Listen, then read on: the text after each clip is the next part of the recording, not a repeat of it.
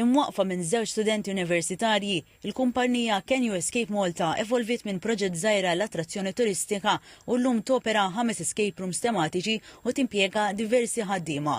Din il-kumpanija saret mudell ta' kif il-kreattività u l-esperjenza immersiva jistgħu jsarfu f'negozju sostenibbli u ta' suċċess.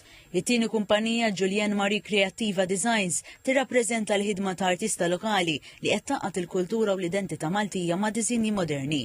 Permezz ta' kollezzjonijiet oriġinali ta' xalel, wastijiet u l-bisi artistiċi, Julien Marie qed tippromuovi arti li taqqat il-passat mal-preżent. Il-kumpanija ġemelli mwaqfa fl-1991 hi waħda mill-aktar ismijiet magħrufa fis-settur li topera fih u fil-promozzjoni ta' arti Maltija. Din il-kumpanija taqgħat xogħol artiġjanat tradizzjonali ma' teknoloġija moderna biex toħloq prodotti ta' kwalità għolja u tappoġġja artisti lokali permezz tal-Ġemelli Art Gallery. It-tliet kumpaniji huma kollha benefiċjarji minn skemi ta' Malt Enterprise u inċentivi ta' Indis Malta.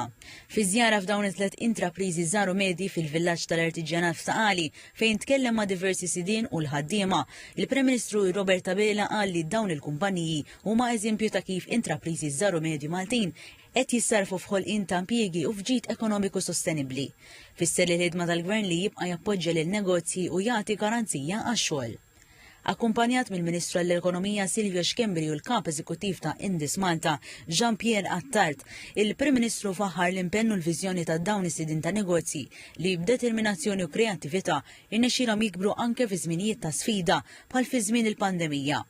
Għalli l-Gvern se jkompli jsaħħaħ politika ta' inċentiv li tinkoraġixxi l-innovazzjoni, il-kreattività u l-ħolqien ta' impjiegi ta' kwalità. Żied jgħid li dawn l-istejru ma' prova konkreta li l-politika tal-Gvern qed wassal għal suċċess reali. Il-Prim Ministru qal li meta l-Gvern jappoġġja lin negozji u l-intrapriżi żgħar ikun qed jagħti garanzija ta' futur u opportunità. U jgħid li l-Gvern jibqa' impenjat li jara lil kull negozju ġdid tal-familja jew intrapriżi żgħar u medji ikollhom l-appoġġ kollu meħtieġ biex ikomplu jikbru jkunu kompetittivi.